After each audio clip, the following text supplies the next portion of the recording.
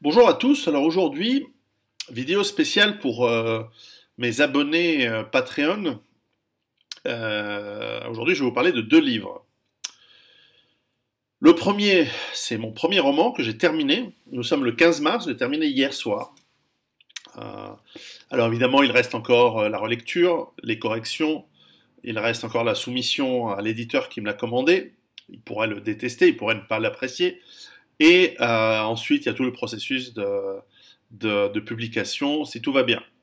Alors, comme je l'avais dit, c'est une commande d'un producteur et d'un éditeur anglophone. Donc, j'ai pris le défi d'écrire en anglais, qui n'est pas tout à fait ma langue maternelle, mais avec laquelle je trouve voilà, la plasticité des mots et la richesse du vocabulaire est en fait supérieure à la langue française et italienne. Je me suis trouvé très à l'aise à écrire ce livre. Le deuxième livre dont je vais vous parler, c'est un livre de Stephen King sur comment écrire. Alors, en fait, j'ai toujours imaginé écrire des romans depuis très longtemps, bien avant que je prenne conscience de l'état de notre monde, bien avant que j'écrive sur le survivalisme. Voilà. Et donc, ça fait quelques années que je vais vous parler de Stephen King tout à l'heure. Je vais d'abord parler de mon premier roman.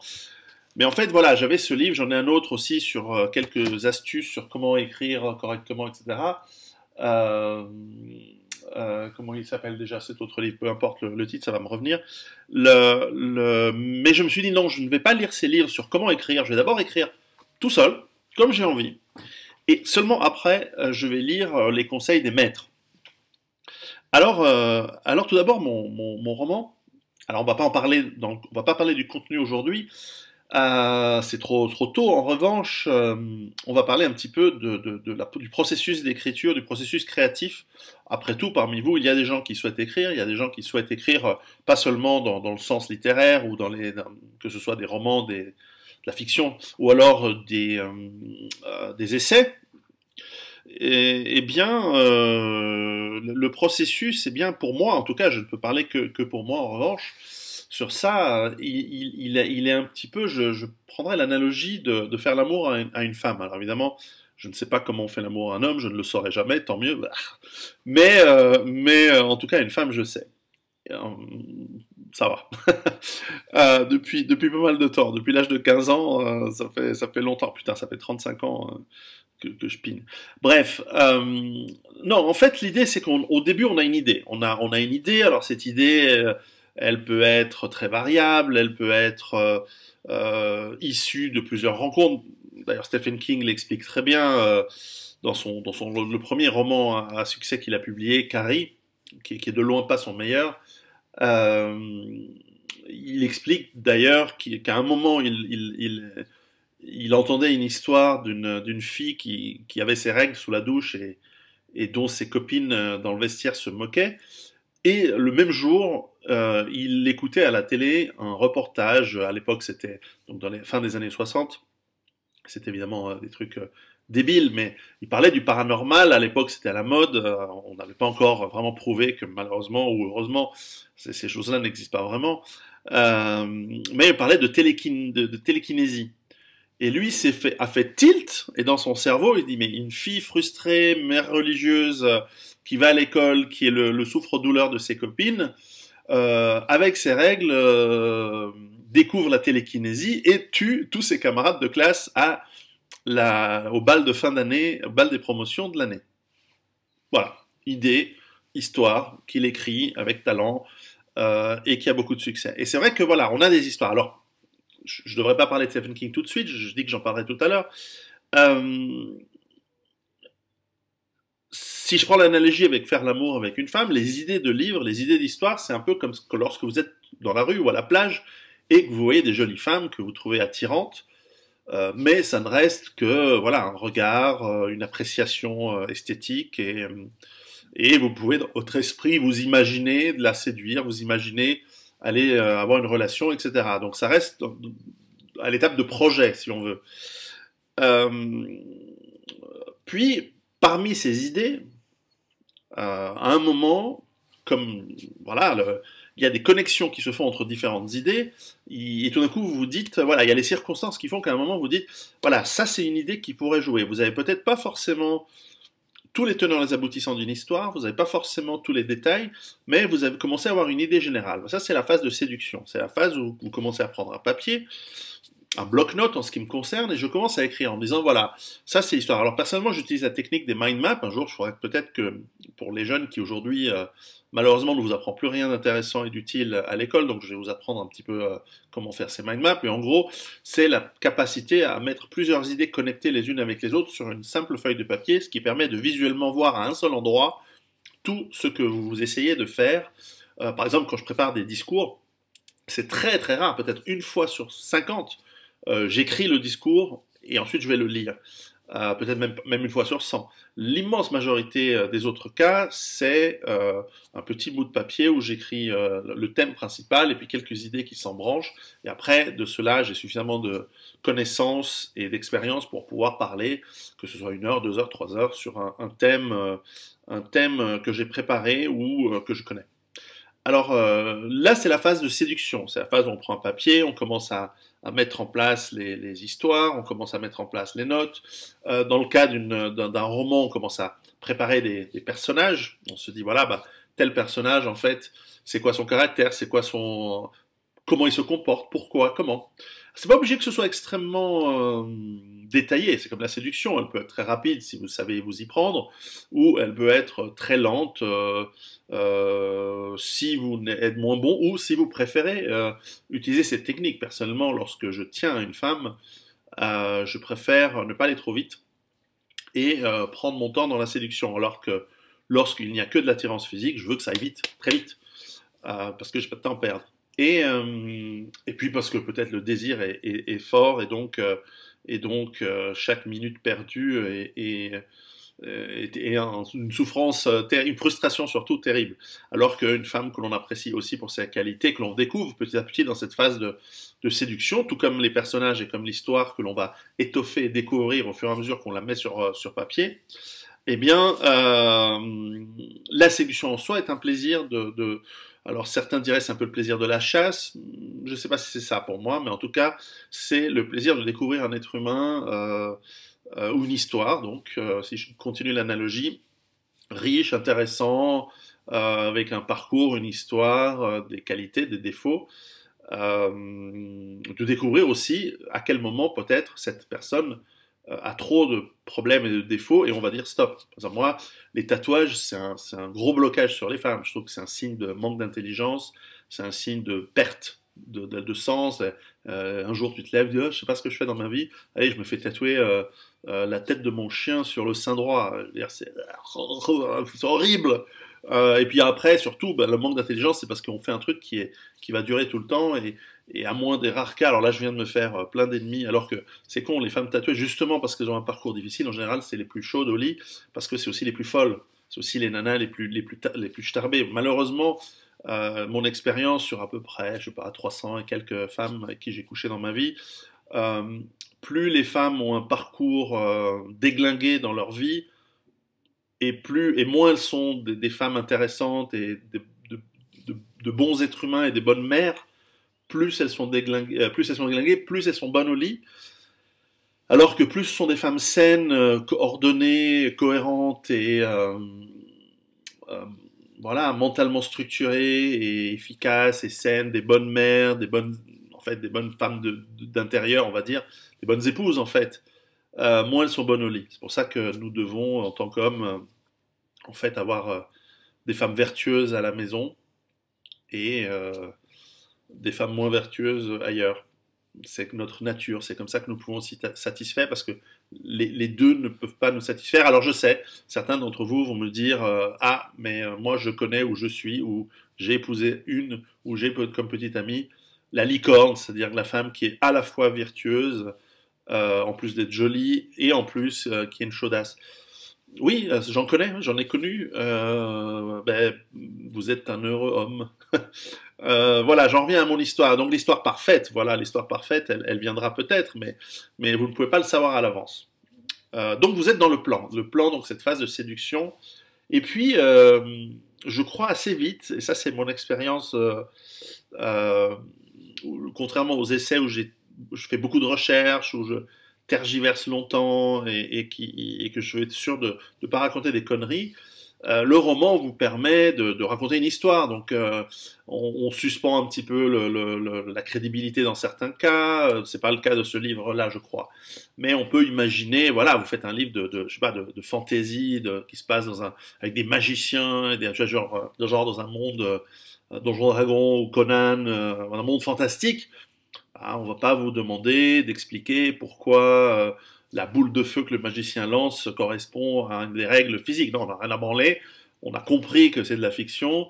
C'est comme quand tu regardes quand tu regardes Star Wars, t'en as rien à foutre de la logique des combats spatiaux et du bruit que tu entends dans le vide intersidéral, etc. Ok, t'as compris, c'est une fiction, c'est un film, c'est du divertissement. Voilà. Euh, bon, donc ça va plus vite. Et donc, je pense que c'est important d'aller très vite dans l'écriture, de prendre le rythme, de prendre la discipline. Alors moi, avec 4 enfants qui ont plein, c'est très difficile d'organiser mes journées autour de mon écriture. Au contraire, j'organise mes journées autour des besoins et du plaisir que j'ai aussi à passer du temps avec donc la famille. Donc j'aime et en plus maintenant il y a le chien qu'il faut balader le matin et plusieurs fois par jour et le soir. Donc j'organise en fait mon temps d'écriture entre les trucs. En plus je fais du sport, etc. Donc j'essaie d'organiser voilà, des séances d'écriture assez longues parce que moi j'ai besoin, c'est très difficile pour moi, surtout pour les essais. Pour les essais il me faut 2 jours ininterrompus pour écrire bien. Là pour les nouvelles je me rends compte que même 1 heure, même 2 heures ça va. Mais en général je préfère avoir 2, 3 jusqu'à 4 heures de suite où j'écris sans être dérangé. Je coupe internet, je coupe mon téléphone, etc. Et après, je fais une pause dans laquelle je peux voilà, balader les enfants. Donc j'essaie de m'organiser, d'avoir ces heures, ces moments d'écriture entre les choses. Et c'est vrai que là, la saison hivernale était propice. Donc j'ai écrit ce livre depuis oui, début décembre, mi-décembre, jusqu'à maintenant, donc mars. Donc en gros, 3 mois de, d'écriture. Et c'est une saison qui ne nécessite pas que je sois dans le jardin, à la ferme, bien qu'on ait pris des vacances, on est allé skier, on a fait pas mal de choses cet hiver, mais voilà, j'ai eu le temps de bien travailler cette histoire. Et lorsqu'on commence à écrire, je dirais que ça, pour continuer l'analogie, il s'agit des préliminaires, il s'agit du moment où on va commencer à caresser, à toucher, à explorer, à essayer de comprendre. Alors pour l'écriture, c'est quel style correspond à cette histoire, parce que on n'écrit pas tous les livres de la même manière si on fait un bon travail. Je crois que voilà, si on se met, alors en l'occurrence, le personnage principal de ce roman est une personne simple, pas très éduquée, donc je dois faire attention et je pense que dans la deuxième révision, je vais encore simplifier les dialogues. Euh, il n'utilise pas le même vocabulaire que j'utiliserais moi, qui est un petit peu de bagage et qui est lu plusieurs milliers de livres. Ce monsieur, dans ce livre, dans mon roman, n'a pas lu de livre dans sa vie, ou très peu, peut-être 2 ou 3, et encore. Donc il ne peut pas connaître des mots très élaborés, très sophistiqués. Il parle un peu en argot, il parle de manière simple. C'est un mineur, il travaille dans les mines. Bon, il a je dois me forcer à comprendre comment ça fonctionne de la même manière que lors des préliminaires avec une femme vous essayez d'explorer, vous essayez de comprendre ce qui fonctionne chez elle. Est-ce qu'elle est dans le regard passionné? Est-ce qu'elle est dans le toucher? Est-ce qu'elle est vous allez découvrir les zones qui la font le plus vibrer, le plus euh, euh, exciter. Donc ça peut être et les femmes sont assez différentes. Alors il y a des trucs assez communs qu'on connaît avec l'expérience, bien entendu, mais il y a quand même des différences, et elles sont souvent psychologiques, donc la manière dont on les touche, la force avec laquelle on les caresse, est-ce qu'on est plutôt dominant, est-ce que, et avec quelle force, avec quelle violence, si je puis dire. Les femmes aiment préfèrent être dominées souvent, dans l'immense majorité des cas, peut-être 9 sur 10. Et donc, mais enfin, elles n'aiment toutes avoir mal. Donc, il faut savoir, et moi non plus, j'aime pas trop celles qui aiment avoir mal. Donc, il faut savoir utiliser justement et découvrir à l'extérieur de son corps et un petit peu à l'intérieur de leur corps là où ça fonctionne, qu'est-ce qui les fait vibrer, etc. Et là, moi, je dirais que lorsqu'on commence à écrire, une fois on s'est lancé, une fois qu'on a quelques pages qui commencent à sortir, c'est là où on reprend le plan, on reprend la partie séduction, si on veut, et là, on reconstruit, on restructure un petit peu l'histoire pour qu'elle ait une charpente, parce que là, on s'est dit, ah oui, je sens bien cette histoire, et ça marche. Alors, on peut aussi se dire à ce moment-là, non, en fait, cette histoire, elle tient pas debout, ça n'a pas de sens, on arrête, et c'est comme pour les femmes, ben voilà, on se rend compte que c'est pas une femme avec qui on a un rapport ou une entente physique ou mentale qui va bien. Alors bon, on va finir pour faire plaisir, mais en fait, voilà, ça marchera pas, et bon, on bâche, quoi. Enfin, moi, ça m'est jamais arrivé en plein préliminaire de dire non, écoute, en fait, t'es trop moche, on arrête. Je veux dire, par pitié, je me suis parfois forcé, en tout cas, je me souviens 2 fois dans ma vie où les nanas, elles étaient grosses et pas terribles. Mais bon, elles avaient fait quand même beaucoup de kilomètres pour venir me rencontrer, c'est il y a longtemps, hein. Et pour les remercier par sympathie, par gentillesse, je me suis quand même donné, mais pas facile. Bref, parce que et bref, voilà. Donc ensuite, donc si ça marche bien, si on a un bon plan, si on commence à écrire, je dirais que à ce moment-là, on commence les bas réels. Alors il peut être très long, il peut être très court. Évidemment, l'analogie elle a ses limites, hein. Évidemment, l'écriture d'un livre, 3 mois, vous n'allez pas faire l'amour avec une femme avec 3 mois. Il y a des gens qui mettent des années pour écrire des livres. Enfin, tout ça pour dire que ça peut être plus ou moins long, plus ou moins rapide, en fonction de ce qui fonctionne, en fonction de ce qui vient. Et je dirais que le bon signe, c'est quand les choses viennent naturellement. Comme pour une femme, il y a des gestes qui viennent naturellement, il y a une réceptivité très forte, on sent on est en phase, on bouge de la même manière. Quand on bouge et que ça se passe bien, bah, elle bouge aussi. Et elle ne va pas dire aïe non là tu me fais mal, aïe tu chopes mes cheveux. Non, ça c'est mauvais signe. En revanche, quand ça bouge bien, quand elle voilà, quand elle se donne, quand vraiment les deux corps font un, quand il y a une sorte de communion. Je sais que c'est des mots un peu galvaudés, mais l'amour physique, le sexe, c'est une manière assez incroyable de mettre deux corps, même si c'est une histoire en fait sans lendemain, c'est pas grave. C'est un moment, tant qu'on fait attention de ne pas choper des maladies ou un mari jaloux, eh bien, il y a un moment d'incroyable sensualité. Et c'est une grande richesse de l'homme d'avoir en fait, c'est notre force avec notre gros cerveau par rapport à d'autres hommes ou d'autres espèces animales, aller au-delà du simple instinct reproductif en réalité, et du simple plaisir rapide de l'éjaculation, quoi, pour le mâle, ce qui est le cas dans le règne animal en général. Là, on peut voilà, il y a plus que simplement l'échange de fluides. Donc, l'écriture peut aussi nous amener une histoire riche, une histoire intéressante, une histoire surtout dont le flux vient rapidement. Ce qui n'est aucune garantie de qualité ni de succès d'ailleurs, hein. Pour l'instant, on n'en est que dans le processus créatif. D'ailleurs, je ne sais pas moi-même si mon livre est de bonne qualité, ni s'il aura du succès. J'en suis encore dans l'inconnu de ce côté-là. Mais enfin, peu importe. En ce qui me concerne, je suis très satisfait. Donc, le premier et le plus grand objectif est fait. C'est-à-dire on écrit d'abord pour soi-même en réalité. Parce que c'est parce qu'on a un besoin de sortir quelque chose de soi. C'est un processus créatif irrésistible qu'on peut dominer, qu'on peut maîtriser, mais qui doit sortir à un moment d'une manière ou d'une autre. Et d'ailleurs, j'ai fait un peu le moine. Ces 3 derniers mois, je me suis vachement enfermé. J'ai souvent dormi dans mon bureau pour pouvoir écrire. D'ailleurs, cette nuit, je fais une petite parenthèse. Cette nuit, j'ai eu des cauchemars terribles. Je rêvais que j'étais dans un aéroport et que je perdais, enfin que j'oubliais mon ordinateur sur la table du bar, dans la machine à rayon X du contrôle de sécurité, et qu'à chaque fois je devais revenir en courant, le retrouver mon ordinateur en espérant que personne ne l'ait volé, etc. Parce que en fait, le livre fini est dans mon ordinateur. Alors évidemment, j'ai fait des sauvegardes, évidemment, je me le suis envoyé par email, donc il n'est pas perdu quoi qu'il arrive, mais enfin, ça montrait qu'il y avait une certaine angoisse de voilà, tant que le livre n'est pas sous format papier et publié, il y a une toute petite forme d'angoisse qui était en fait bon signe. Ça veut dire que j'y tiens. Et puis donc le processus d'écriture, eh bien, va jusqu'au moment où on a terminé, donc le coït final.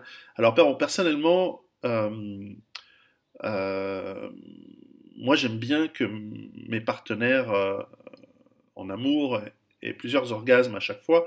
C'est-à-dire que déjà dans les préliminaires, mon objectif, c'est que la femme puisse avoir un premier orgasme, de manière à ce qu'elle puisse construire sur celui-ci un deuxième, ou peut-être un troisième, plus tard. Et donc, c'est important, alors que nous, les hommes, en général, on a une certaine faiblesse après le premier. Donc, autant alors que lorsqu'on connaît bien la partenaire, lorsqu'on est ensemble depuis longtemps, bon, on peut faire des trucs rapides, hein, ça va. Et puis c'est sympa aussi lorsque la femme vous donne un orgasme rapidement parce que voilà, elle rentre du boulot euh, avant même que vous ayez pu faire quoi que ce soit, elle se met à genoux, tac tac tac, elle vous pompe, vous avez un petit orgasme sympa, et ensuite elle va se changer, prendre une douche, faire la cuisine, j'en sais rien, hein, enfin ce que font les femmes quand elles rentrent à la maison. Et vous, ben, vous avez été surpris, c'est sympa, et vous savez, nous, on est facile c'est facile de plaire à un homme, hein, il suffit de, alors pour les jeunes qui nous regardent, lorsque vous cherchez une femme, il y a pas beaucoup de critères qui sont intéressants chez une femme. Faut qu'elle soit jolie pour vous, qu'elle vous plaise, il faut qu'elle prenne soin d'elle, il faut qu'elle prenne soin des enfants, donc que ce soit une bonne mère. Il faut qu'elle prenne soin de la maison, parce que nous, les hommes, on n'a rien à branler hein, de la maison. Je veux dire, voilà, donc les femmes, oui, donc c'est à elles de s'en occuper. On peut outsourcer une partie de ces choses. Hein. On peut avoir une femme de ménage, ou un homme, enfin, je sais pas, mais femme de ménage, quoi. Et, euh, et ensuite, il faut qu'elle vous soit loyale. La loyauté, c'est que vous formez une équipe et qu'elle vous soutienne. Là-dedans, on ne parle pas forcément d'autre chose. Hein. C'est ça les 5 critères. Alors il y en a peut-être d'autres, mais pour moi, c'est les 5 critères importants. Euh, voilà, moi j'ai la faiblesse de vouloir une femme qui soit un petit peu mon égal intellectuel, mais c'est une faiblesse. D'abord, c'est difficile, parce que les femmes vont vouloir toujours quelqu'un qui est mieux qu'elle, en tout cas plus efficace, plus intelligent, qui a plus de capacité à réussir dans la vie. Donc, si vous voulez une qui soit comme vous, elle risque d'être frustrée, c'est un vrai risque. Mais bon, les femmes intelligentes aussi ont le droit de trouver des mecs exceptionnels, donc faut bien elles aussi, elles puissent trouver quelqu'un de bien. Mais il y a un risque parce qu'elles veulent quand même quelqu'un de mieux qu'elles, et bon, c'est difficile. Aucune femme ne veut d'un débile, à moins qu'il soit très beau et bien gaulé, puis ça va pour du sexe, mais en réalité, c'est une mauvaise stratégie, ça. On en parlera une autre fois, c'est pas le sujet.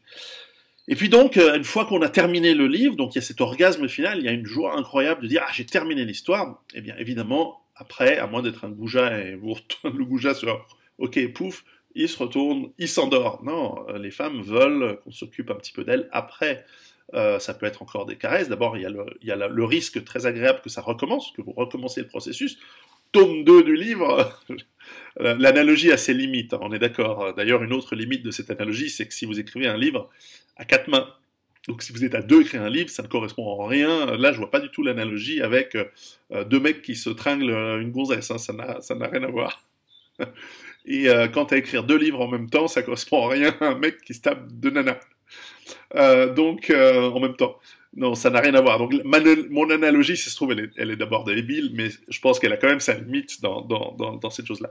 Mais enfin, après, voilà, il y a la relecture, donc on papote, voilà, on fait baisser un petit peu les tours, on profite d'un moment voilà, d'intimité. La vraie intimité, en fait, pour moi, elle commence après, c'est-à-dire que bah, le sexe en soi, bah, pour moi, c'est très naturel et ça, il y a des techniques, c'est agréable, il y a cette communion, cette mise très profonde. Enfin, là, les mots sont mal choisis, mais enfin, il y a cet échange assez incroyable de sensualité. Après, c'est plus de l'ordre de l'intime. Voilà, on s'est dévoilé d'une manière, enfin, en tout cas sous certaines facettes que l'on ne dévoile à personne d'autre a priori, et en tout cas pas à la plupart des gens. Donc à moins que vous soyez acteur porno, personne ne vous a vu. Et encore, quand bien même vous voyez quelqu'un baiser ou faire l'amour, ce n'est pas la même chose que de le ressentir, d'avoir voilà, les cheveux d'une jolie femme, son parfum, ses odeurs, son goût, qui peut être bon ou mauvais, qui peut être agréable ou désagréable. La douceur ou la rugosité de la peau, je déteste les femmes qui ont une peau rugueuse, c'est horrible. C'est rare, hein, mais ça arrive. Voilà, les petits détails esthétiques. Enfin, en plus, tout ça, vous allez l'apprécier aussi après, si c'est bien, et le moins l'apprécier si c'était pas terrible. Donc, tout ça, c'est intéressant. Et donc voilà, il y a ce processus d'écriture, il y a un processus d'amour dans l'écriture d'un livre, et puis donc maintenant viendra l'heure. Alors mon livre va être envoyé, est déjà envoyé à un de mes très bons amis au Canada, qui est un érudit et grand spécialiste de la langue anglaise, qui va me corriger un petit peu tout ça. Ensuite, je vais le relire pour, je pense, réduire la longueur de peut-être 10%. Parce que voilà, il y aura sûrement des répétitions, il y aura sûrement des phrases inutiles, et puis même dans chacune des phrases, il faut toujours essayer de réduire ce qui n'est pas nécessaire, ce qui est indispensable, ce qui amène des lourdeurs. Parfois, les adjectifs, et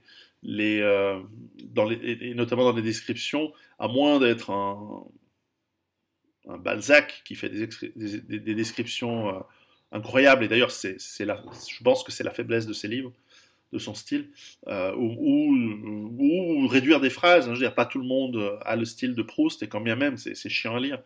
De ce point de vue-là, autant les histoires sont intéressantes, mais des phrases de 4 pages, franchement, voilà, ça rend une lenteur. Alors ça peut être une manière de ralentir la lecture, de ralentir la vitesse de lecture du lecteur ou de la lectrice. Moi, j'ai plutôt envie de l'accélérer, donc je pense que je vais encore couper des phrases en deux, en trois, faire en sorte que ce soit plus dynamique et que ça aille plus vite. C'est un livre qui, en page A4, aujourd'hui, est à peu près dans les 250 pages. Donc si j'arrive à réduire à 200 ou à 210 pages, bon, caractère 18, donc ça va. Je pense que ça va finir un livre de 150 pages en caractère 12. Donc voilà, ce ne sera pas un gros livre, et c'est très bien comme ça. Alors, Stephen King, On Writing, A Memoir of the Craft. Stephen King est un génie. C'est un génie de l'écriture je pense que c'est le génie littéraire de la fin du XXe siècle. Alors, je n'ai pas lu ce qu'il a écrit depuis l'an 2000, mais j'ai tout lu en anglais, en italien, et très peu en français, parce qu'il est très mal traduit, je trouve. En tout cas, il l'était à l'époque. Euh, de, Depuis le début, depuis les années 70 jusqu'à 2000, 2002, 2003. Après, j'ai plus le temps. J'ai toujours acheté ces livres, je les ai tous. Euh, je vais les lire quand j'aurai le temps, quand je serai vieux, s'il n'y a pas d'effondrement, ou le jour où j'aurai exterminé tous mes ennemis et que j'aurai fait du vide autour de moi pour lire des livres tranquillement. Non, le Stephen King est un génie, non pas dans le thème ou dans les histoires, certaines sont très bien, d'autres sont moyennes, sont toujours agréables à lire, justement, parce que c'est un génie en termes de style, je trouve. En tout cas, voilà, je le lis en anglais. Il a un style incomparablement rapide, efficace, moderne dans le bon sens du terme. Voilà, il correspond à la deuxième partie du XXe siècle, notamment l'après-guerre américain. Je pense que c'est quelqu'un qui a une vie tragique en réalité. Je pense qu'il ne raconte pas tout. Il parle un petit peu de sa vie dans ce livre, qui est un livre qui a déjà 20 ans. Donc c'est une biographie partielle de sa jeunesse et de sa première écriture. Alors évidemment, l'idée, c'est pas de parler de lui, c'est de parler sur quel était son processus créatif. Et, euh, et je vous conseille de le lire en français ou en anglais, où il a été traduit dans toutes les langues, évidemment. Alors, Stephen King a vendu des centaines de millions de livres. C'est probablement celui qui a vendu le plus de livres au XXe siècle, je pense. Je pense. Et il faudrait vérifier, je vais vérifier ça, on s'en fout, mais enfin voilà, il a un succès incroyable. Tous ses livres ont été passés au cinéma avec plus ou moins de succès, mais enfin par les plus grands parfois, Kubrick, et par des tâcherons sans importance.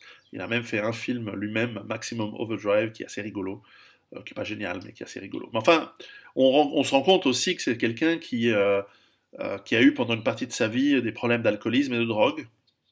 Euh, et je soupçonne il ne le dit pas dans ce livre, mais en fait je soupçonne, je ne sais pas s'il l'a dit depuis, mais en fait quand je lisais ses livres, je me disais c'est un mec qui a dû avoir un problème d'attouchement sexuel de la part d'un adulte lorsqu'il était enfant. C'est comme Freddie Mercury chez Queen, il n'en parle pas dans son livre, mais je pense que c'est assez évident quand on comprend ces personnages, quand on comprend leur histoire. Entre les lignes, si je puis dire, on perçoit qu'en fait ce sont des gens qui ont été agressés sexuellement enfants. Malheureusement, c'est un fléau qui est assez courant dans le monde anglo-saxon et pas seulement, et aussi dans plein d'autres cultures qui ne sont pas de chez nous, hein.